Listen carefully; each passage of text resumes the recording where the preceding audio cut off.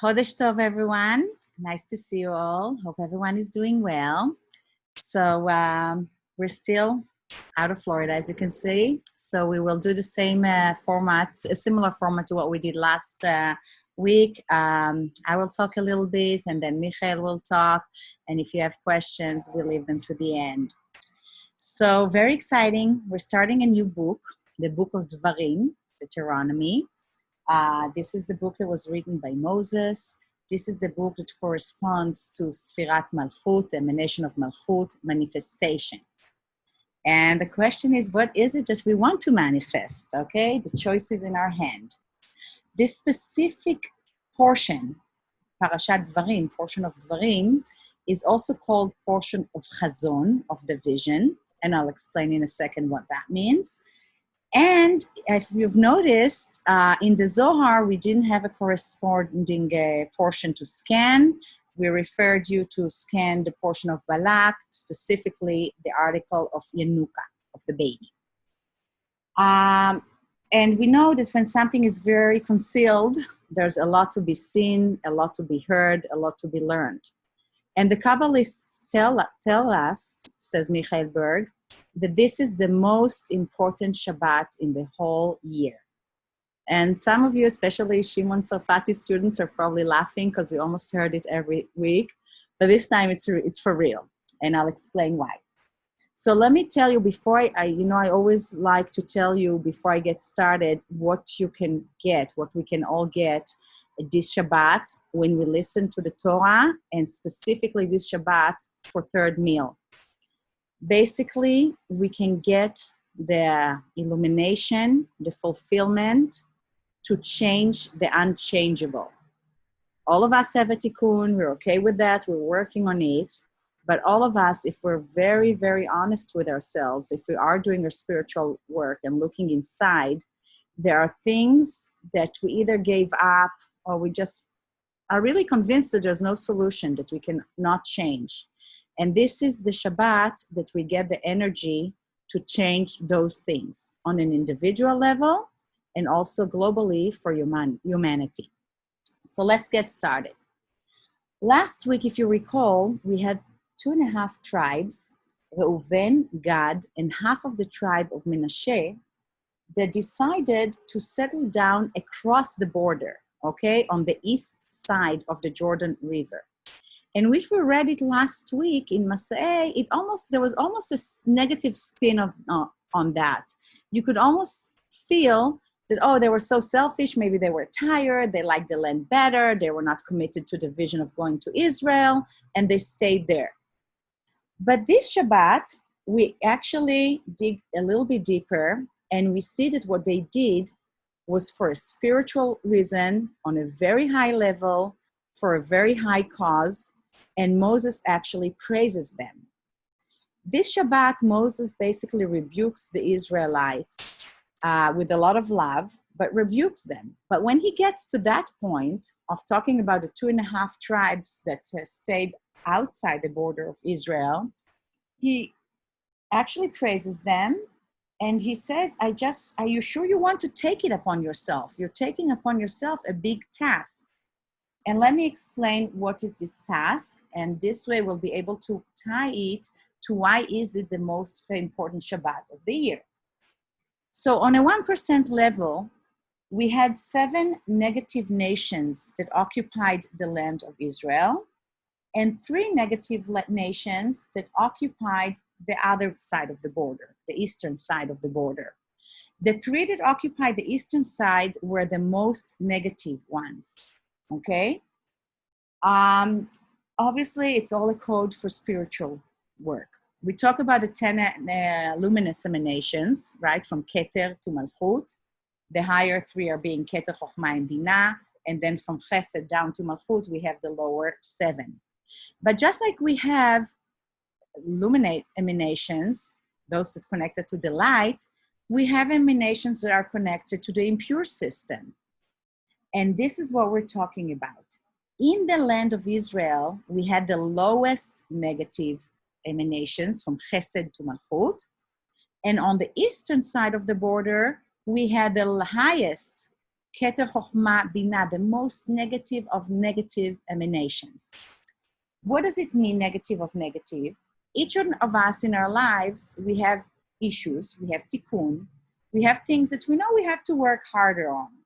But certain things, you know what, we might still be in the mud, we might still be in the midst of the process, we don't know exactly when it's gonna transform or how exactly it's transformed, but we have the certainty and we just keep plowing in and in and in, and I know that eventually it's gonna get done. However, each of us also has these three deeper negative aspects. It could be situations in our lives or aspects of our characters that we just say impossible. I just have to learn how to live around it. This cannot be transformed. And these are the three emanations that we can attack this week. Because when those 2.5 tribes decided to go there, basically what the Kabbalists tell us, they decided to uproot the negativity, eradicate the negativity and transform it at the seed level, at the Keter, at the Chokhmah, in the Binah. And if you think about it, it's not a coincidence that we're talking about 3 emanations. It could have been 4, it could have been 2, but no, it's 3. And this Shabbat always falls before 9th of Av, before Tisha B'Av, during the 3 weeks. 3 weeks, 3 negative emanations. If we think about each week of these 3 negative weeks, the first week corresponds to the negative Binah. The second week will correspond to the negative Chokhmah. And the third week will correspond to the deepest, most negative Klippa. We call it Klippa of Edom, Klippa of Seir. And that's the Klippa that corresponds to the third week, with the epic being 9th of Av, which represents the day of Satan, the day that Satan has control of the world. So basically, why is it the most important Shabbat? Because this Shabbat we can go in and transform the negative from the root. But we have to be smart about it. And that's also why Moses warns the tribes. We cannot go head in happy, oh my God, yes, this is my opportunity, game over for Satan, I'm transforming everything. No, we cannot attack head on like that. We have to be a little bit more tactical, okay? We need to be able to penetrate undetected to the day of Satan. And this is why we have all the restrictions, even now during the 9 days, no alcohol, no meat except for Shabbat, and then of course all the fast and all the other restrictions that we'll remind you of as we get closer during Tisha B'Av. And this way, Satan's guard is a little bit off. Okay, they're sad, they're afraid of me, whatever. His guard is off, and we can go in and correct those uncorrectable things, what we perceive as unchangeable. So, okay, what does it have to do with Shabbat Chazon? Chazon is vision. They tell us that Adam and Moses had the ability to see all the leaders of the entire world till the end of correction. And Moses could bless them with light. And I always mention whenever the Israelites were counted in the previous book of Bamidbar, that every time that we were counted, Moses and Aharon were basically imbuing us with light. And as a sidebar note, today we have the elevation day of Aaron, so connection to mercy and peace. But this Shabbat, the reason we call it Shabbat Chazon, is that the Haftarah of this Shabbat is talking of Chazon of Isaiah, the vision of Isaiah. And each prophet has different things that they're strong at, that they're special at. Isaiah could see all the way through the final redemption, to Gmar HaTikun. He basically is connected to the perfection of our soul. His soul sees all the things that we individually and collectively need to do in order to accomplish the correction. And this Shabbat, he can see in each of us all of our difficulties, the sorrow, the deep pain, and help us fulfill that. Now, if you've noticed, I'm kind of jumping between two things, but they're actually one. I'm talking about our pain, our sorrow, our klipa that we feel that we cannot change. And at the same time, I'm talking about the external actions that we need to do in order to make this world a better place.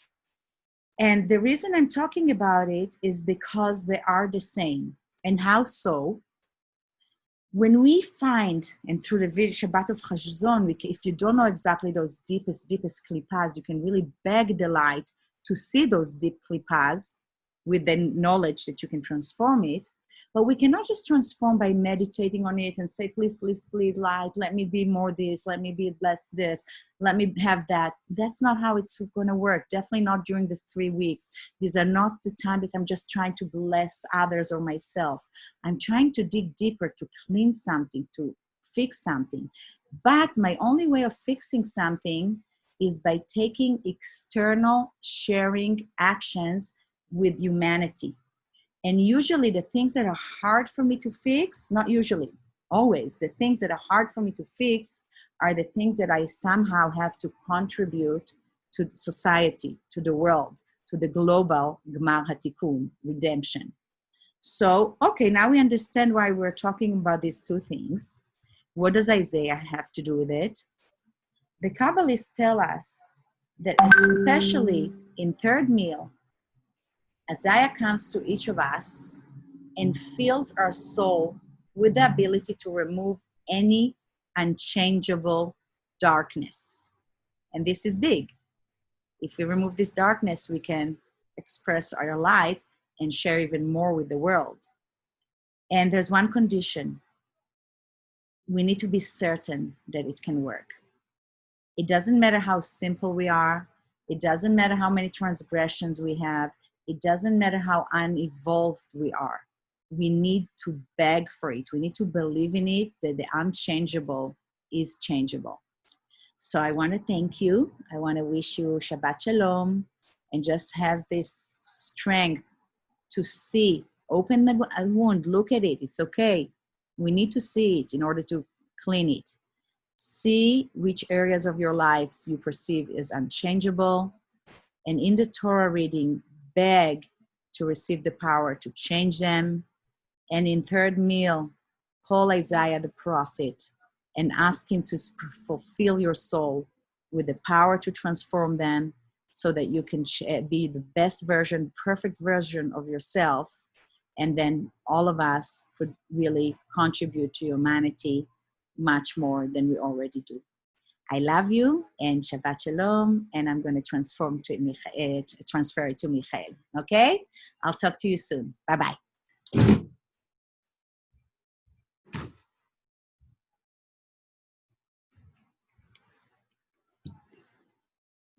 Hello, everyone. It's okay, don't unmute yourself. It's okay, just stay like that. Give me a second.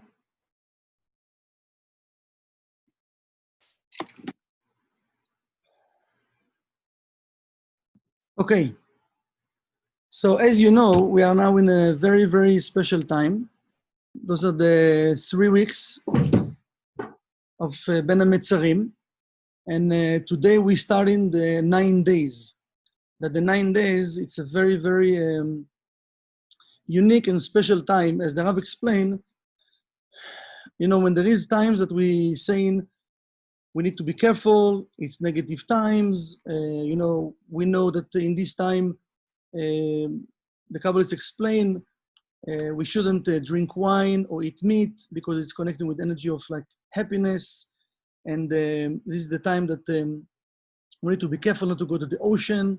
And there are different restrictions, not to buy new things and not to start new things.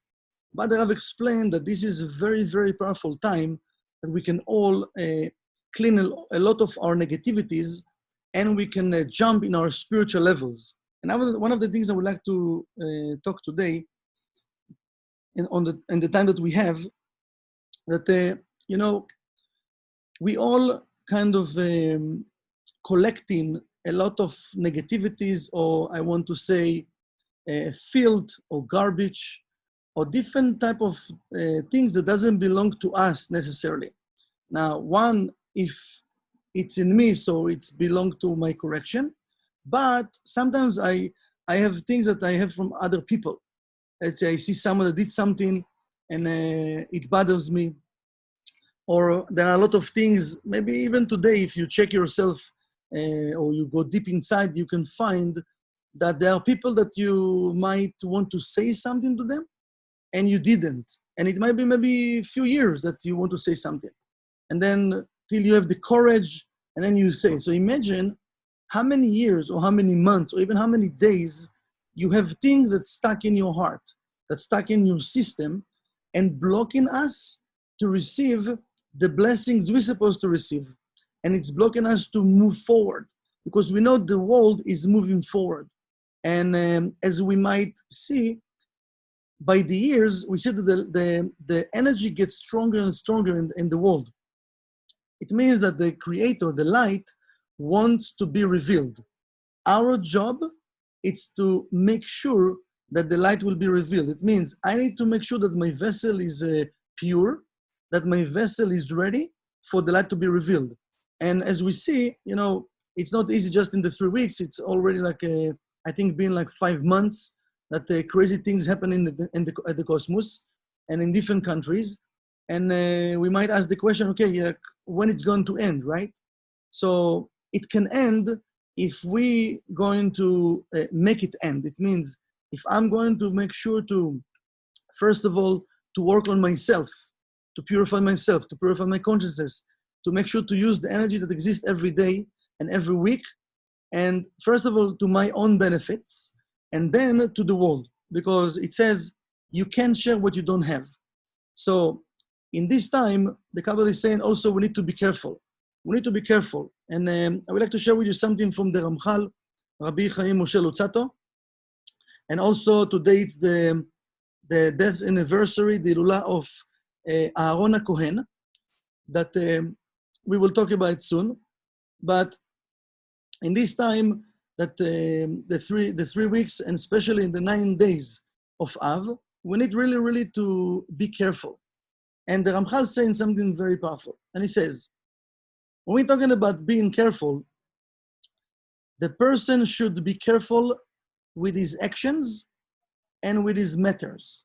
It means he needs to look into his actions and into his ways, if they are good or they are bad. Now, good and bad, it's something that connected with tree of life. It means if what I'm doing right now really will give me the result I'm looking for. Because if a person say, listen, I want to be happy, but right now he let himself to get upset and angry, and he blamed the other person and he makes him angry, it doesn't make sense.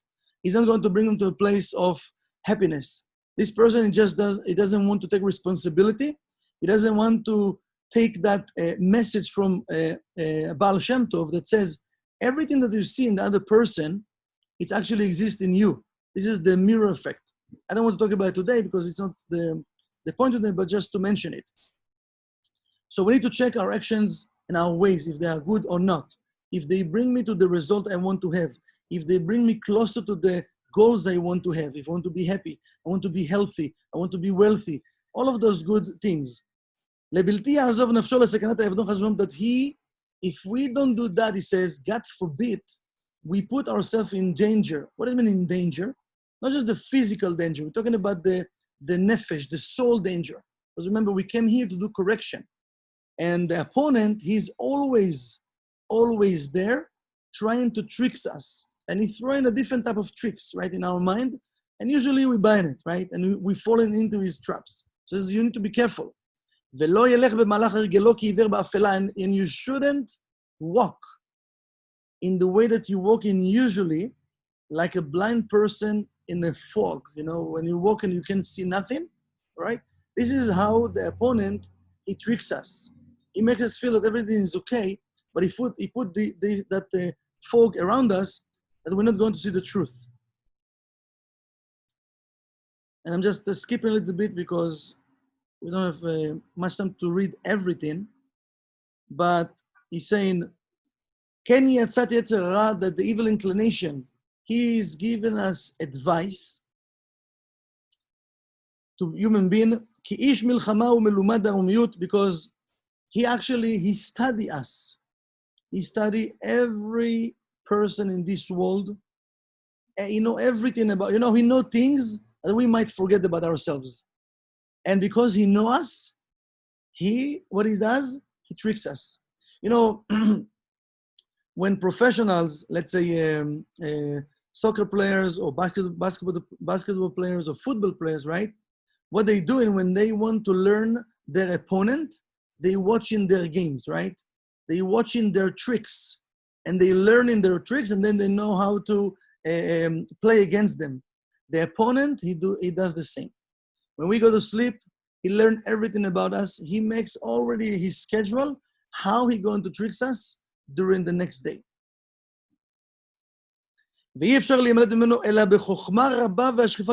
and we can run away from him just with a lot of wisdom and consciousness, and to always to be a guardian and to look around, to see what's going. Look around, not just in a physical way, but in a spiritual way, to check my consciousness, to check where I'm at right now.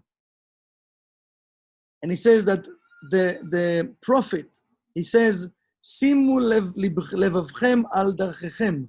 You should put your heart on your way. He said your two hearts, because we know that why two hearts? Because it says that half of the heart it's connected with the evil inclination, the other half with the good inclination.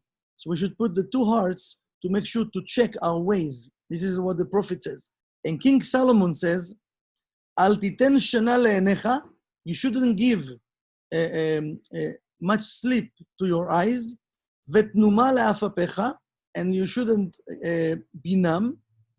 Hinatzel ketzvi miyad, you should save yourself like the deer right away, right?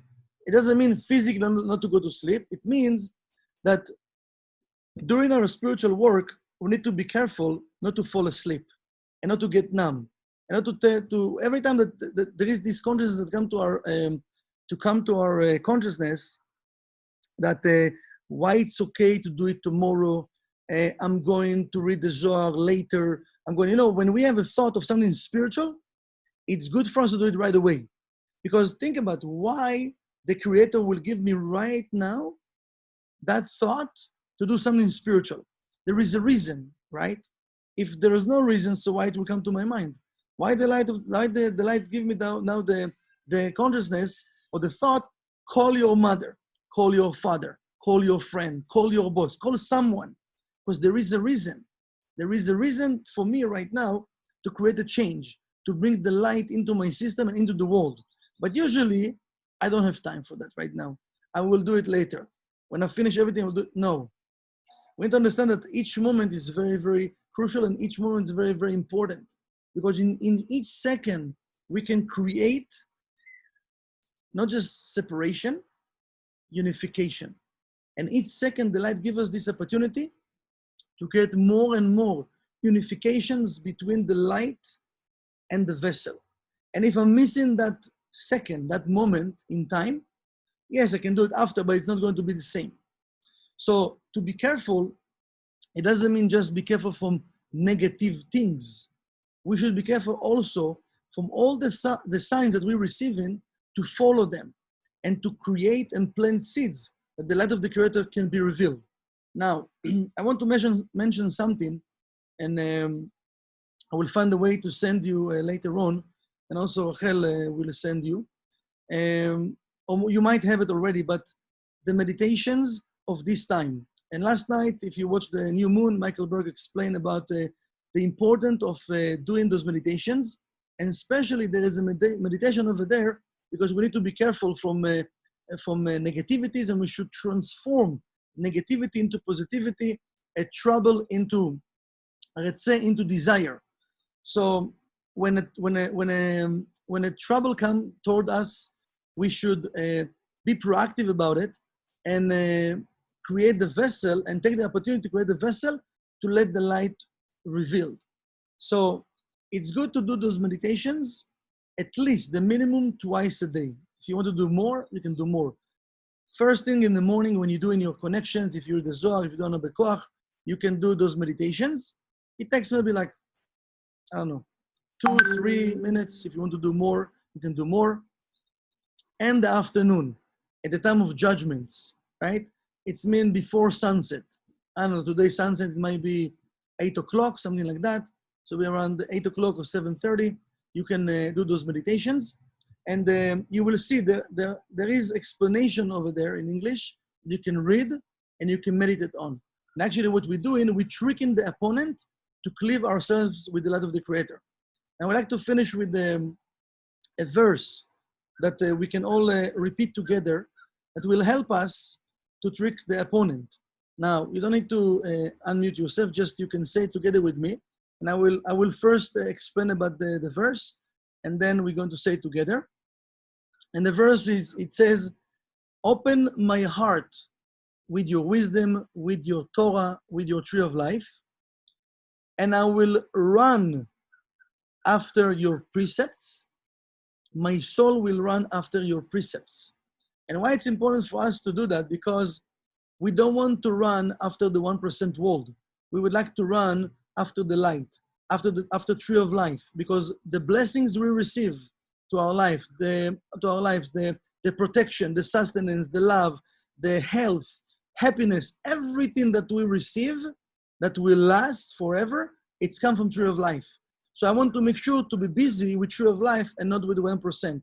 So let's say this sentence together. You can just close your eyes for a few seconds and just repeat after me. Kach, libi. You don't need to unmute yourself. Just say the sentence.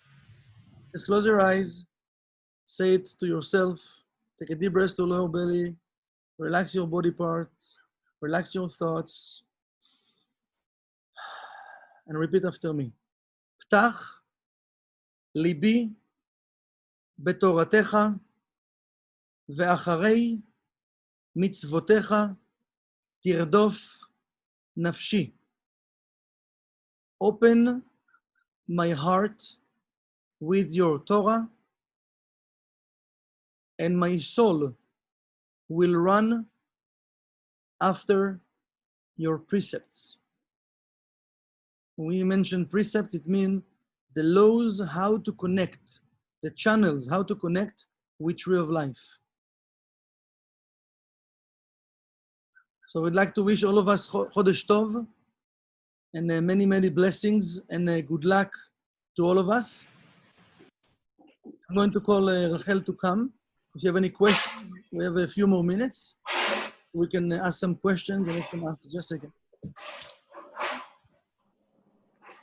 Thank you. Any questions, anyone, for any of us? No, we're good? We're good. Okay. I always say it was really either really bad or really good. There's no question. We're good. Just everyone shy today. Guys, and everything we do, please just keep Karen and Randall in our prayers, in our thoughts. You know, don't kind of think because everyone loves Karen so much and prays for her that somebody else will do it. Let's really do that one personally. Okay? Love you. Okay. Love you. Have fun. Thank you. Bye. Amazing. Thank you. Bye-bye. Chodesh Tov, everybody. Bye.